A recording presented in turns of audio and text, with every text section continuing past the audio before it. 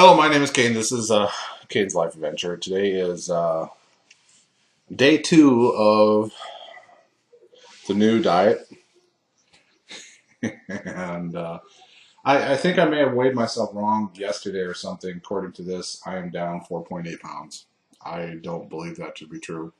I don't really remember when I weighed also. I think it may have been a little bit later in the day too, after, water and all that other good thing. But, I did have a good excavation, if you know what you mean. If you know what you mean, you know what I mean. I had a good excavation. So I don't know really what to make of that. It's almost kind of like I loaded and then had an HCG, the first VLCD on the HCG protocol, and had the same weight loss. So I'm not really. Yeah, it's interesting. Yesterday, if you eat the right foods, and it was really difficult to get 2,000 calories. Yesterday, I only had a little over 1,400 calories, and I after after dinner, what we had is I made a fritta um, with just eggs and cheese, and the kids had it too. But after that, I didn't feel hungry, so. Why put more food in your mouth with even if you didn't get to your 2,000 calorie count?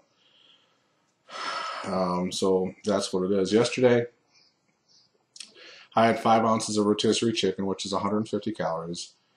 Broccoli, 3.8 ounces. A hamburger patty, 4 ounces. Cheese on top of that, and then I had 2 other slices of cheese for a snack just after lunch. So those 3 cheeses were 180 calories. Green beans, 9 ounces of green beans. I was trying to fill the calorie deficit, and that is only 72 calories. I had 6 eggs, and the cheese that was in the fritta was also another 300 calories for just over 1,400 calories. So I'm just going to keep on doing what I am doing.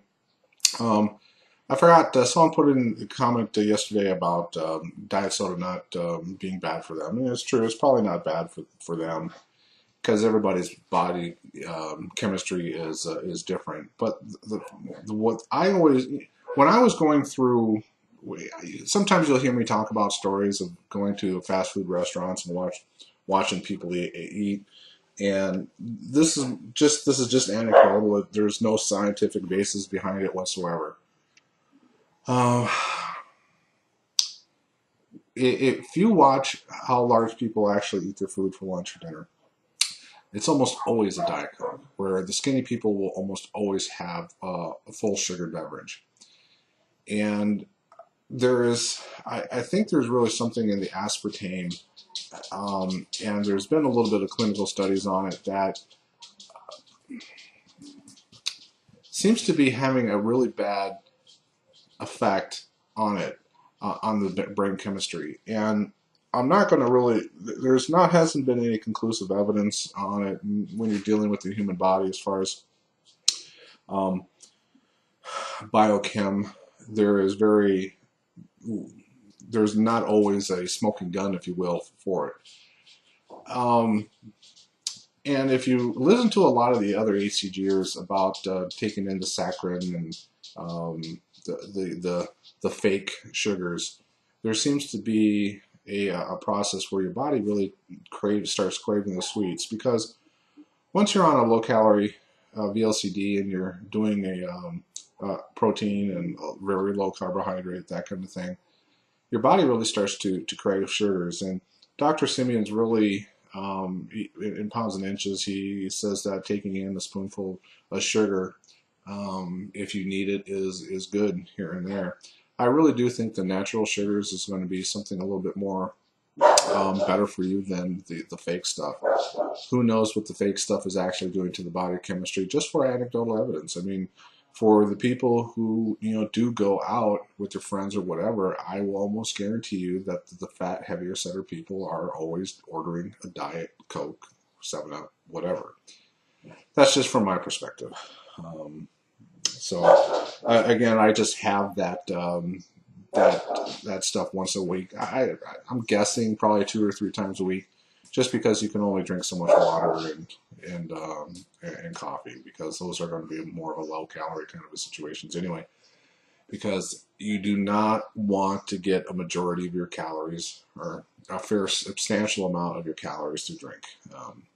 In the long run, that's where most Americans are getting fatter, not by eating more or larger portions of whatever. It's really the calories they're consuming through fruit juices or whatever, soda. And really, the thing, corn syrup is another thing that you really need to take a look at.